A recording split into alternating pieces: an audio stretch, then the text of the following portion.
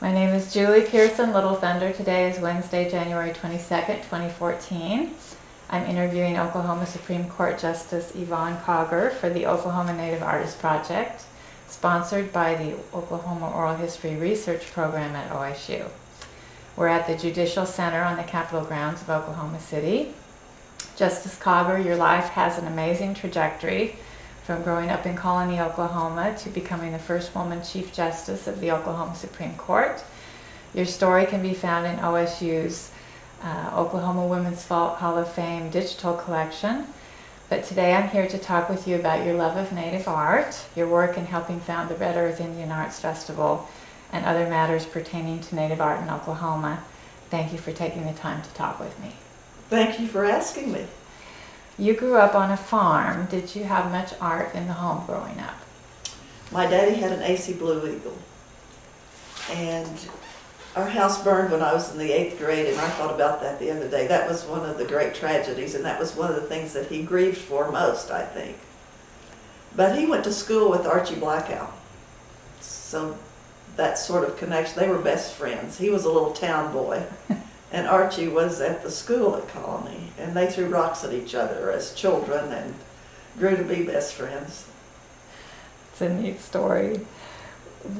When you were little, do you remember a moment of first being aware of art as art? Art as art? I don't think so. I just always liked it, and my grandmother died when my daddy was 6 months old, and my great-grandfather, who was a German from Russia, hired the Cheyenne women to be my daddy's nannies. So we were always involved with the powwow, and I went to school in what was an Indian school, and was always aware that it wasn't that far removed from Little Bighorn, and that there may have been warriors there still alive, so those sort of things I was aware of. Chief Ananita Washi sitting on the bench in front of Payne's store with his braids. And as an adult, I regretted that people were not more aware to involve those wonderful historic figures in bringing them to school, letting us hear those stories. Right. So you mentioned the AC Blue Eagle in your home. Do you have another memory of seeing a native painting growing up? Some Archies. But it really wasn't emphasized that much in a place where it should have been. Do you have any memories of meeting Native artists when you were young? No, not really. It was just, but it was there. The powwow and the dancing and the the drums. They were, when I was a little girl, they were still dancing in the summertime at the powwow grounds at Colony, the Cheyenne-Arapaho. And I would go down to dance, and my mother would come and retrieve me. And I never learned to dance, and I still can't dance. And when I was adopted in 1984, after I was appointed to the court, I was really excited. My mother said she couldn't understand why I wanted to be adopted, because I had two perfectly good parents. And I did. I had wonderful parents. But after the ceremony and the dance, I went over and said to her, "Well, Mother, what'd you think?" And she said, "You still haven't learned to dance." And it was all her fault. It was all her fault. I'm a terrible dancer. Barbara Poe at Red Earth was there at the beginning, and she knew I couldn't dance. But she said, "Yvonne, it doesn't matter that your feet are in the right spot. We know that your heart is." Oh, I was going to tell you, I wasn't the first Chief Justice, the first woman Chief Justice. Thank you for that correction. Alma Wilson was. I was appointed by Governor Nye 2 years after Justice Wilson. I was the first woman to be both Vice Chief Justice and Chief Justice.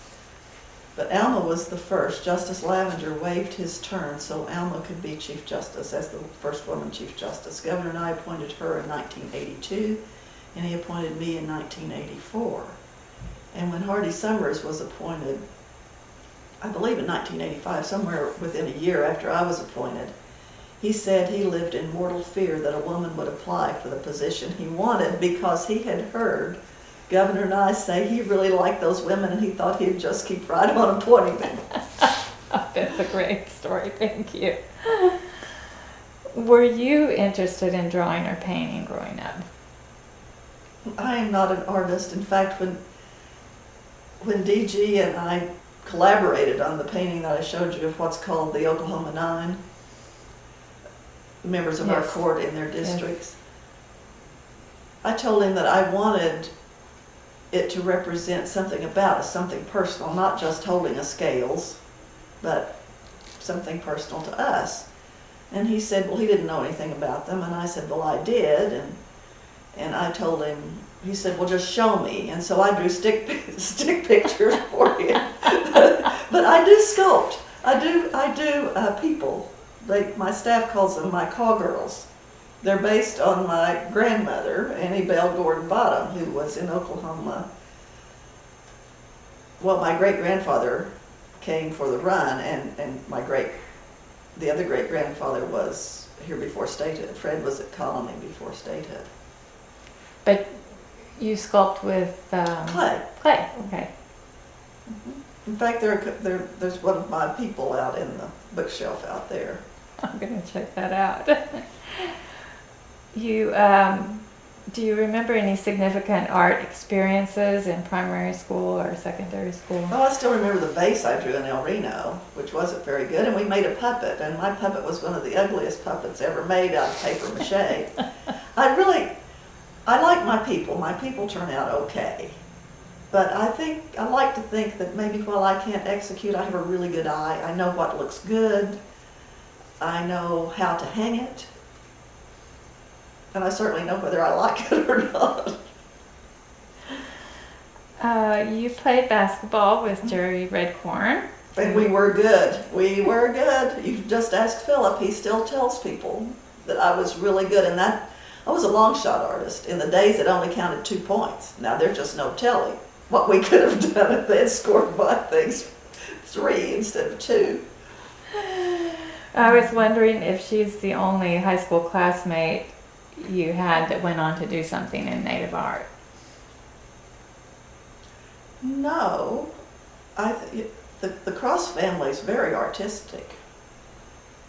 Philip made that wonderful Geronimo bow over there on the wall, and he is highly recognized as a wonderful bow maker. And I think that Carol does some things, and I know Jennifer does shawls, very beautiful shawls. You attended. And Mary Evelyn, their cousin, whose great-grandmother was my daddy's nanny, howling man woman, made little people. Keepers of life, she called them, and mostly they were women with babies. Lovely little, sort of primitive-looking pieces. Did you have a couple of those? Uh-huh. Did your dad have a couple of those? Mm-hmm. You attended Southwestern Oklahoma State University and became a medical technician to pay your way through law school. That's right. Did you have any exposure? Did you take an art class at Southwestern? An art appreciation class. I finished in 3 years. I was sort of in a hurry. But as I look back, I would have done it differently. In fact, one of the classes I did do differently, and I'm very grateful for, was Oklahoma history. I didn't intend to take Oklahoma history. I'd had Oklahoma history, which they don't teach now, which is a shame. But I signed up for Professor Richardson's course on speech. I never wanted to be a public person, but I thought maybe I should take this speech course. And the first, it was a Tuesday, Thursday, and I went on Tuesday, and he recorded half the class. And on Thursday, he played them back, but he didn't get to the case yet. And he was so brutal, and I hate the way I sound anyway, that I dropped the class and signed up for Herschel Reisinger's Oklahoma history course, which I've never regretted. It was incredible. And I love history, and particularly Oklahoma history. And that's what we've tried to do in our book that we're publishing, is to tell the history of the courts and the judiciary through the art in our building. And so it's not really a history book, and it's not really an art book, but it all ties together. And we hope they will use it in schools to teach a painless and beautiful history. Yeah. Not that our history has been painless, but that the book is painless and beautiful. Wonderful way to get both of those knowledge bases across. When did you purchase your first piece of Native artwork? The first good piece I purchased probably a little piece earlier, but the very best piece, well, still one of my very best pieces, and the beginning of my real collection was the day David Boren was inaugurated as governor of the state of Oklahoma. I was working for Justice Hodges as the first woman to be a staff lawyer for the Supreme Court. And Governor Boren had a Native American art exhibition in connection with his inauguration. And George Wuchie Wachitaker was there, and he had his piece that had won first prize at the Heard Museum in Phoenix. And it's of the Cheyenne and Sioux women after the Battle of Little Bighorn with the blue coats on spears and dancing. And it's red and black, which are two of my favorite colors anyway. And it's a big piece, and I bought it. And that was the first really good piece that I bought. And later I got to ride in parades with Wuchie Wachitaker, and it was just incredible. What was the first Native art show that you attended? I don't remember. I do not remember what was the first one. It wasn't that one, but that would be pretty close to having it. One of the reasons for the genesis of Red Earth was that there was no place to go where Native artists were featured. And you'll remember that in the early days they were frozen out at the Santa Fe market. And I always wanted to have an art gallery in Santa Fe, but I knew I could never afford it. And on the way to Santa Fe one summer, early summer, it hit me that I could have my own gallery in Colony, Oklahoma, in the old post office that my great-grandfather had built that looks like Santa Fe. It's stucco. It looks a little bit like a jail maybe, but it was the post office, and it's about 18 by 30, just one straight shot. And I came back and told my daddy that I was going to open an art gallery on Labor Day weekend with the powwow, and that I was going to have Archie Blackout as the first featured artist. And mother said, no way. And this was what year? That would be 1981 or 2. She said, no way. And I said to my daddy, I haven't asked you for anything since I asked you not to go to the Army in World War II. And I want it, and you're going to give it to me. And he was getting $10 a month rent from Paint Store for it. It was full of crickets. They were using it for feed. And he helped me, and we opened Labor Day weekend. And Archie Blackout was the featured artist, and all the invitations for 25 years were lithographs signed and numbered by the artist. And I wrote a letter to Archie because I told Daddy I've got to get Archie before he dies. Now Archie would have been in his 70s then. And Daddy called me and said, you need to come out. There's someone that's coming tomorrow to visit with you. And it was Archie. And when I saw him, he said, I got your letter. And it bothered me. And so I took it to my mother, who was 96, and asked her what she thought about it. And so he agreed to be the first featured artist. And what a wonderful way to advertise the show with those lithograph invitations. And they came from someone came the first year even from Egypt to Colony, Oklahoma. And my mother said, Johnny, it's all over, they're here from Egypt. He had said, I'll do it, but nobody will come. Well, they really did. And at that point you were practicing, I was still working for Justice Hodges. Okay. Clerk, and so you had some connections. You were starting to get to know some people to let them know about your gallery as well. Well, actually, I told you before, I never wanted to speak. I think it's really ironic that I got a speaking engagement call just moments ago, but I realized that in order to do this, I had to speak for my artists because they were so shy, and it was so difficult for them to get a market. And so that little bitty gallery and colony in the Cheyenne-Arapaho powwow is the genesis for Red Earth. It's just on a bigger scale. I'm going to go back just a moment or two in time.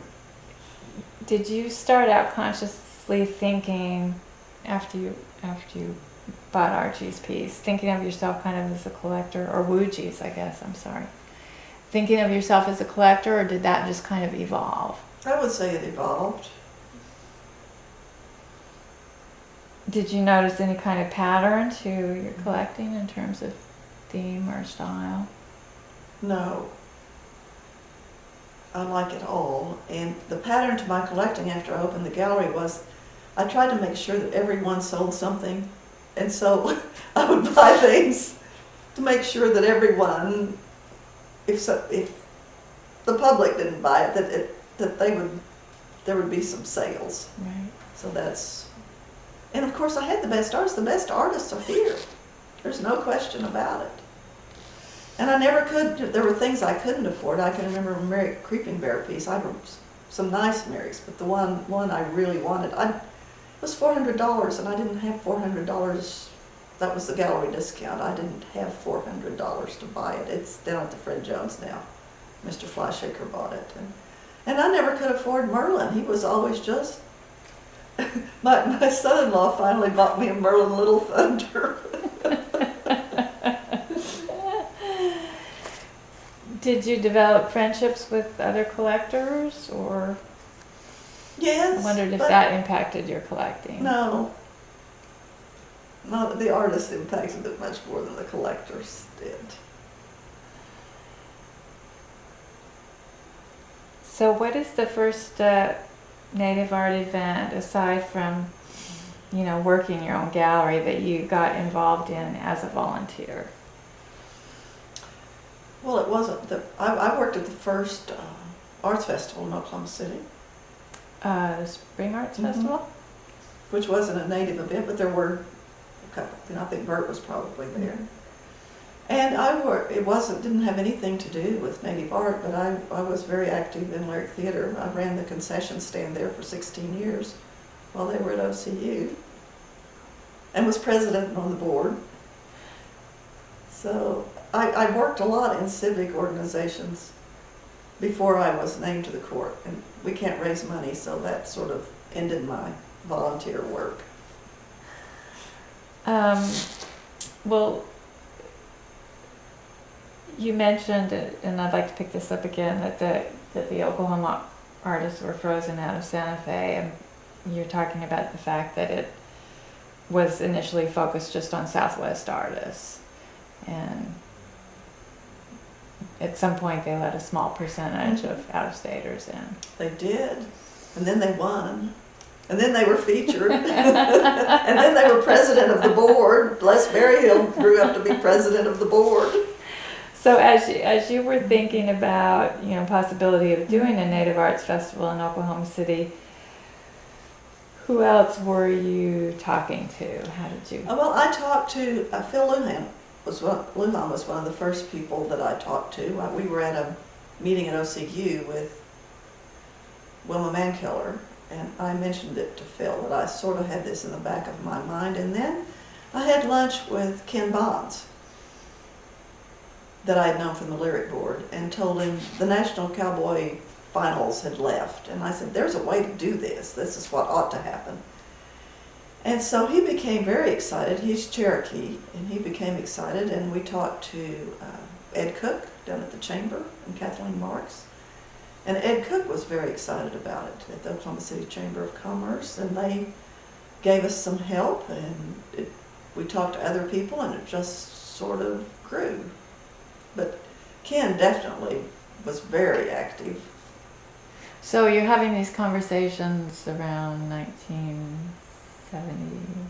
When would that be? It will be 28. I think Red Earth is 28 years, where the Sovereignty Symposium is 27. So 86 maybe. Okay. Time goes so fast, I'm not very good at dates. So the chamber was had a positive response. And then we talked to Kelly Hanger and Ellie Reynolds. Ellie was wonderful. And Kelly at the time was chair of the Appropriations Committee in the Senate. Governor Bellman was very helpful, and Roger Randall, who was president pro tem of the Senate, and Leroy Bridges. They all got, but without Governor Bellman, there wouldn't have been any prize money, because he said he thought they could find it, couldn't they, Roger and Kelly? That's wonderful. So for the first show, who went about who filed the incorporation papers or did some of that? I'm not so certain that Allison did, but I'm not sure. Allison Cave, she was my staff lawyer at the time. Okay. And how did you decide on? I know. I think maybe it was Jap Blankenship. Maybe Jap did it. You know, after I got them together, I just sort of disappeared. So they sort of formed. And there had been a group out at the Kirkpatrick where they met out there. There'd been this group that had sort of tried to do this. Kelly had been in it. Luke Herr was early in it. Several people that became very active when it became Red Earth, but they had never put on the show or the dance. Mm-hmm. So they sort of merged after a year or so into Red Earth. What were your expectations? I mean, you sort of got the working committee together. They started working. Well, I expected it to be bigger than it is now. I really thought it would be. I mean, I'm really glad that it's the way it is, but I've been disappointed it hasn't had as big a crowd as I think it ought to have. And at the time, there was a white buffalo in Colony, and I could kind of envision Carol Pigg's white buffalo running through gray smoke into the arena. So that's one thing that never got done. How about the first year of the festival? Oh, the first year was wonderful because we didn't know if anyone would come. And Phil Lujan and I met on Main and Broadway before the first parade. And they came. Pickups, blankets. It wasn't pretty, it wasn't fancy, but it was there. Dancers in buckskin and feathers. And we looked at each other and looked down at our arms, and we both had goosebumps. It was just a goosebump moment. And then dancing with Allie in the grand entry was fantastic. I said to him, "Look at this, Allie. Isn't this great? Isn't this great?" He said, "My knees are killing me." But Allie stood there and on that Sunday evening and handed out the checks to all the winners. We wanted to make sure that, and Ken Bonds, they kept the bank open so they could cash them. You mentioned in one article that you sort of deliberately wanted to time it around the Indian Law Symposium because you knew that would... Oh, we did that. The next year we did the Sovereignty Symposium. Mm-hmm. And we did it because we have 100 faculty. Our faculty panels, every person on the panel could be the keynoter for the Sovereignty Symposium. This year we will have the Baroness of Winterbourne, a member of the House of Lords, who's coming back for her second appearance, Emma Nicholson, and Beverly McLaughlin, the Chief Justice of Canada. And the Warrior Woman by Dr. Dick West there will be the poster, because we have 2 warrior women. That's my logo, the Cheyenne Warrior Woman. So the enticement is Red Earth for this faculty to come from literally all over the world. Yeah, that was a very good move, I think. Were you still involved with Red Earth when the 1990 Indian Arts and Crafts Act was passed? I wondered how that was handled. I was there. Mm-hmm. And I was having an art show, and one of the artists that because mine was not confined. You didn't have to be a card-carrying. Patrick Riley, who's done this wonderful, wonderful 30-foot sculpture for our building, participates in the show. In fact, ran it the year after I gave the building to Southwestern. But because of that act, we were featuring Jeannie Rorik's, and she didn't have her card.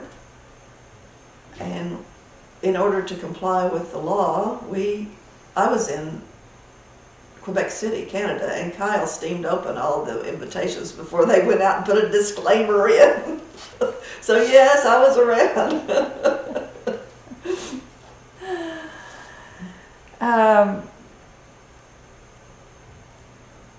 What did you learn from, we'll kind of jump back to your gallery experience, which was such a great way, I'm sure, to get to know the artist and sort of know the behind the scenes stuff that goes on. But what else did you learn from opening that gallery? But you probably can't make any money, and I never thought I would in the art business.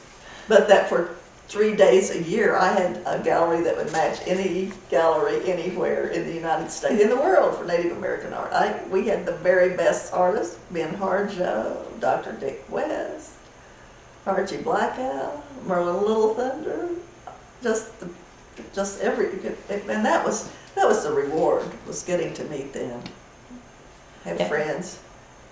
It was a fun show to do, and with Colony Powwow, I remember that. When did you start overseeing the collection of art for the Judicial Center? Well, this building took me 30 years, 3 bond issues, and 250 dozen cookies. And I was named... Explain about the cookies. Oh, I will explain about the cookies. When I went to Colony High School, they substituted home economics for my science courses. And I was a med tech before I was a lawyer, and so I majored in biology with a minor in chemistry. And at the time, it made it very hard in the chemistry, particularly, not to have had any background whatsoever. And I really, at the time, I wanted to do cattle judging instead of home economics, but they kicked me out of that. I am really good at judging cattle, at least. And so I'm in home economics, and I really resented it.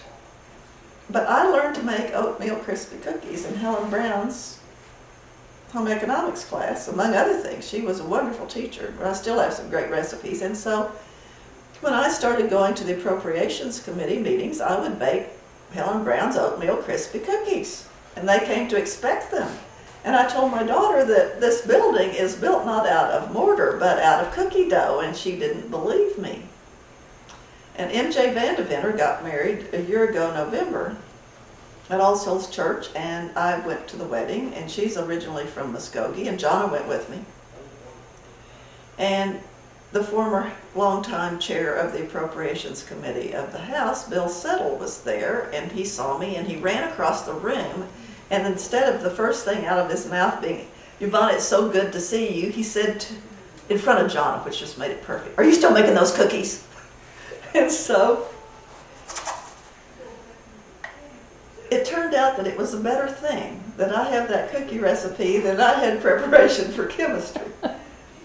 And I have written in our book that we're doing, of the art of the building, I have written, Robert Henry has written the foreword, and Dr. Bob Blackburn's written the afterword, and I have written the last word. And the last thing in the book is the cookie recipe with the cookies framed like a painting, because they were instrumental in this building. That's wonderful. Well, can you take us through a little bit the process by which you acquired the art? I know that some of it Yes, was commissioned. I was named the chair of the building committee. I supervised the building, which was really great fun and a lot of work, and I had good help with Kyle, my staff lawyer, who would rather be a decorator probably than a lawyer. But we had a great time doing it, along with David Dixon and Ronnie Nunn and people that helped us on different facets of it. Paul Haley, the Capitol architect, was terrific. So this took quite a long time. And thanks to Art in Public Places, 1.5% of the amount of the building shall be spent on public art.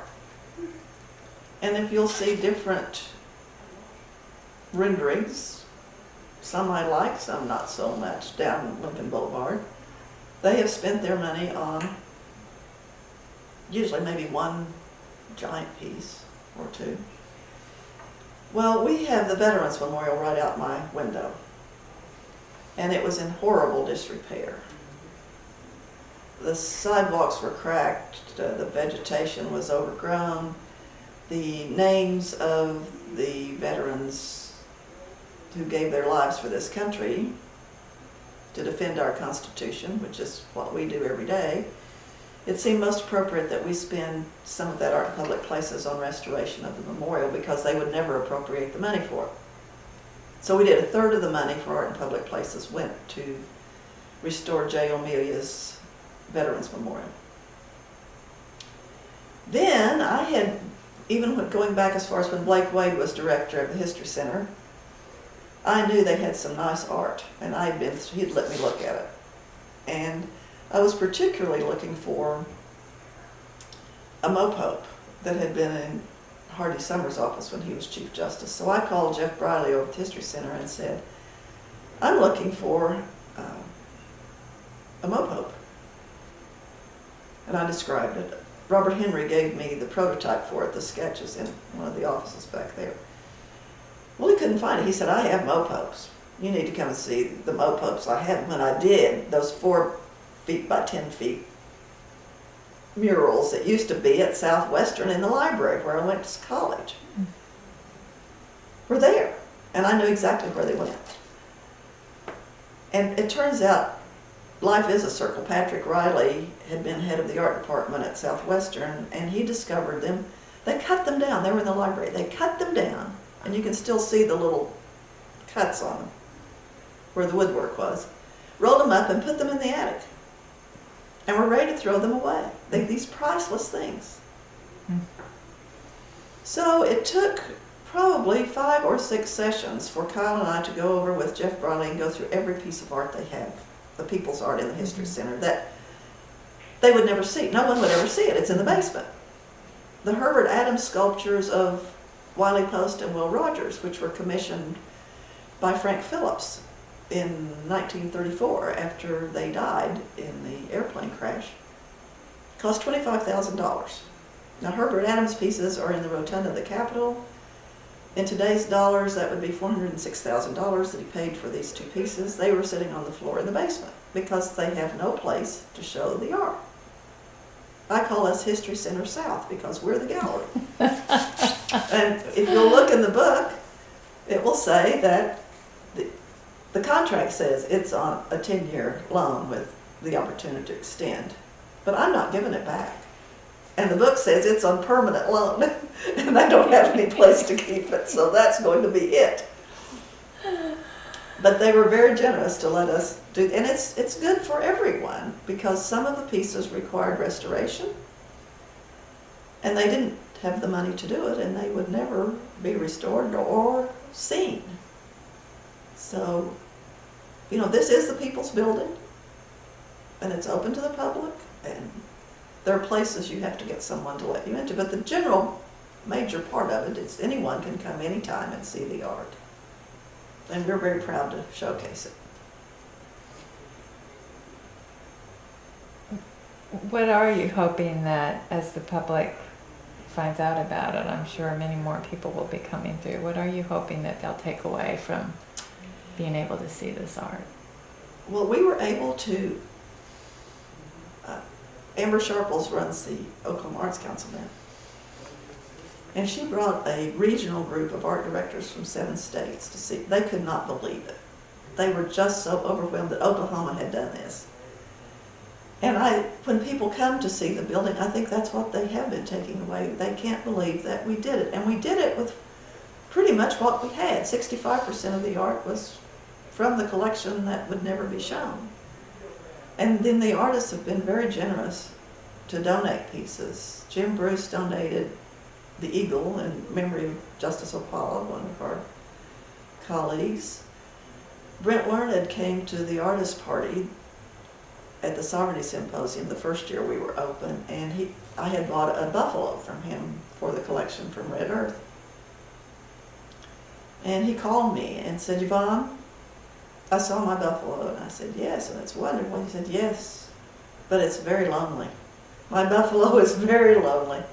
And I would like to donate 2 pieces to go on each side of my buffalo so it will not be lonely." So these wonderful fancy dancers are on each side of his buffalo, and it is not lonely anymore. That's a great story. What other opportunities do you seek to provide for the artists here? Well, I think it's a good opportunity to have their art here. Ryan Cunningham, who is not a Native American artist, and it's not confined to Native American art. It's probably about half and half when you analyze it. He's a young lawyer and donated his piece just to have it here. And I think that's pretty wonderful. And I think the artists they were so excited. I did a New Year's Eve party, my 7th annual New Year's Eve party, but this time we previewed the book, and many of the artists were there, and they were excited to see themselves in the book. It's pretty cool to be in the book. And I guess one of the regrets I have is that Dr. Dick West and Archie Blackout aren't in the book because the History Center didn't have pieces, and I'm not ready to give mine away yet. Not donating your And personal so collection. part of it is who was already in the collection, and then we were able to find some others. You have received the Governor's Arts Award twice. Do they give that award twice to the same person very often? I don't know, but I surely am glad to get it. The last award was to our committee, and there are 13 members on the art committee. And it's required by statute, sort of, but we had wonderful members on our committee, and the then Chief Justice, Stephen W. Taylor, nominated us for the Governor's Arts Award for the art in the building. And he said at the time, if we did not win it, they should abolish it. So I was very glad we won. And Robert Henry and Bob Blackburn were on the committee. That's the first time Robert Henry's won an arts award, and he was very proud to get the Governor's Arts Award. When his cousin was the governor, he didn't get it, although his wife did. But and then you were nominated by yourself, is that right too, one time? No, I'm never nominating myself. No, I mean you received Oh, the yes, award. I received it myself Yourself. for the work with Red Earth and the Colony Gallery and the promotion of art. Right. Yes. I think Luke Kerr nominated me for that. What changes have you observed in the native art landscape since Red Earth opened? It's a lot of time to cover, I know, but Well, one thing that's happened is, of course, they've been accepted and acknowledged in Santa Fe, and I think much more. It's opened up some eyes. I hate to see galleries closing. I'm really glad. People have asked me if the building is my legacy, and it is not. My daughter and my 2 grandsons are my legacy, and my daughter was president of Red Earth and was highly instrumental in getting them out of debt and moving them downtown to where they have a gallery open. And people come and buy stuff. And I'm really glad to see that. I think that is good for artists and for Oklahoma City. And then my grandson is the youngest member of the board of Red Earth, so I'm glad to see that. And Winston, who has to do everything his big brother's doing, just can't wait until he thinks he's old enough to do that. And that's one thing. I hope it educates the children. My grandchildren, when you ask me what is my first piece of art, Well, my grandchildren's first piece of art is very clear. I went to England where Jay was born and took him a Mishka, a Cheyenne sculpture of a grandmother and a grandchild, and that was his first piece of art. And he has, I buy them art on their birthday and Christmas every year, and they have nice collections. And as Winston says, you have to watch your art or mommy will take it. So I write on the back this for them. But they're very good. They know. Jay's a sophomore at OU now, and he was in the president's leadership class and went to President Boren's house and was able to discuss with President Boren very knowledgeably about all the Native American artists. And he knows them personally. When he was 6, we were featuring Bert Seaburn, and he's this little bitty guy, and the paintings are around the walls, and he just walks through, and then he says, I'll take that one right there. I'll get that one. And I look at it, and it's not a very big piece, but it has a shaman with a pouch, and on the pouch is Spider-Man. It's a Spider-Man shaman. So they have very discerning eyes, and they collect everything. They expect their art, and they want it. Oh, thanks for sharing that. What kinds of work do you think need to be done in Oklahoma still for Native artists to thrive? A real market. They need a real market. I was hopeful even, and I talked to Jim Brewer when he was still alive early on. I can't remember who, I think maybe Louise Painter went with me. 2 or 3 of us went to talk to him about the possibility of having a gallery in the old train station. But the train station wasn't open that much. But maybe with this new intermodal, but there needs to be something that's there, that's open, that's available, that's centrally located. And I would just like to see more. The year that we opened Red Earth, the poster from the Oklahoma, I think it was the Oklahoma Chamber, the emphasis was on Oklahoma lakes and the symphony. Okay, we have more miles of man-made shoreline than any state, but I don't think when people think of us, they think of lakes particularly, or, although the symphony is very good, it's not New York City. But we do have some things that we're the very best at, and I'd like to see us showcase that. And our art is one of them. So I would like to see a more proactive stance by those in charge. Well, we're finishing out our conversation here pretty soon, but I'd like to switch back to your personal collecting again for a moment. When you're drawn to something, how important is cultural content? Probably not at all.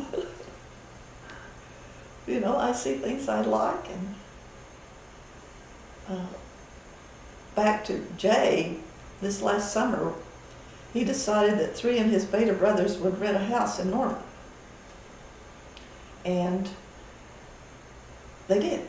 And it's a nice house. It's, you know, it's a college house, but it has real potential. And he developed a passion for going to estate sales with me, and we furnished his house in Norman by going to estate sales, and we found some really nice art at estate sales. And he has a great collection. You know, his good stuff's at home, but he has he has some really nice things that we found at estate sales. And his house is phenomenal because he says he's going to live there 3 years and he wants to live in a home. And so I've been drawn to things at estate sales that I've just had to have. Do you collect works by newer or younger artists in their Yes. 20s and 30s? Mm-hmm. I do. This Levi guy, this Cheyenne from... George Levi? Yes, his things, I bought... And what I've been able to do, I got Norma Howard the first year she showed at Red Earth. And I paid $75 for a pretty nice piece that is now $4,000. I do collect new ones. I like to do that. I like to get them early. Crystal Hannah, Jane Austen. I went to Tahlequah. Do you know Jane Austen? I went to Tahlequah to speak, and Roger Webb was still president. And there was this incredible sculpture that Jane had done. And I said to her, "Are you going to Red Earth?" And she said, "No." I said, "Oh, you ought to go." And this is early on. I said, "You really ought to go." She said, "I don't have the entry fee. I can't go." So when I'm doing my speech, I say to Roger, "You have an incredible artist here, and I'll bet you can find the money to pay her entry fee to Red Earth, can't you?" And he said, "Yes, I can." And she won second the very first year. That's wonderful. So those are things that are really fun to spot them early. And you do know Jerry has her piece in the President's Oval Office. Did you know that? My grandson has that picture. Yes, I just think that's pretty phenomenal. That's wonderful. How do your paintings live in your home? I mean, if you get something, do you know right away where you'll hang it, or do you sort of let it sit against the wall while you think about it? Oh, they never sit. And some people, I've gotten to the point that I can't get anything very big. But I don't, and people have said, "Well, you ought to just store some." No, I don't want, they're like children. I don't want anything stored. I want to see everything I have. And I built upstairs as a gallery. The whole wall is a gallery wall. But I don't want every wall in my house to be a gallery wall. I don't do well. I don't like clutter. But I have 2 gallery walls, and I'm very comfortable with those. What advice would you give to another native art collector who is just starting to acquire native art? Don't buy prints. I don't care. Get the smallest original. Don't buy prints. You get all that money invested in framing, and you still have a print. Maybe that's snobbish, but that's just the way I feel about it. This may be a little bit just sort of adding to what you said, some wonderful things, but why is it important to collect native art? Well, it's part of who I am. It's what I'm comfortable living with. You know, we could go off to another, say it's good for the economy, it's good for business, it's good to promote those jobs and culture, and look at our history and what we can do for our children. We need to remind them that it wasn't always this way. We did have an additional comment here. Yes, we do have one. I left out the punchline on my grandchildren's art collection, is that I've always told them, when Jay was, there's 7 years between them, but when Jay was little, he would want little plastic toys, and I would tell him, "No, I'm not buying you those. I am not your toy grandmother. I am your art grandmother. And you will love your art years from now, and those toys will be in the garbage."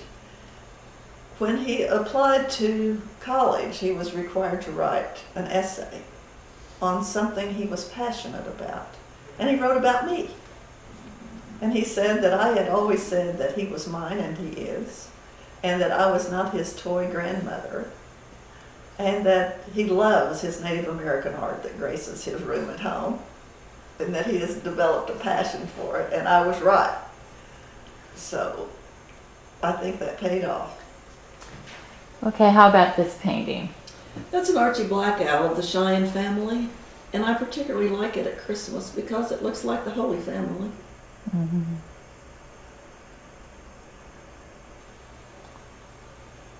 Beautiful detail on that cradle board. And the Archie Blackout is one of your personal pieces. These are all yours. Okay, how about this bowl? This is by William Charles Sellers, who was a trial lawyer in Sapulpa, Oklahoma. They also called him Wild Bill because, as he said, he wasn't tame. He was my daughter's godfather, and he played 5 musical instruments. He painted, and he took up woodworking not long before he died. And he made this piece for me when I was chief. Just beautiful. He was Cherokee. His mother was Maud Muskrat. Multi-talented. All right, and we're looking at a painting and a headdress here. The painting is by Mike Larson, and my family gave it to me the day I was sworn in as Chief Justice. And Mike was there to unveil it. It was quite an exciting day. And the headdress is by Brent Learned, who doesn't usually do headdresses. I was going to say, I did not know if he did. Beautiful. Well, thank you so much for your time today. You're Justice welcome, Kauger. Julie.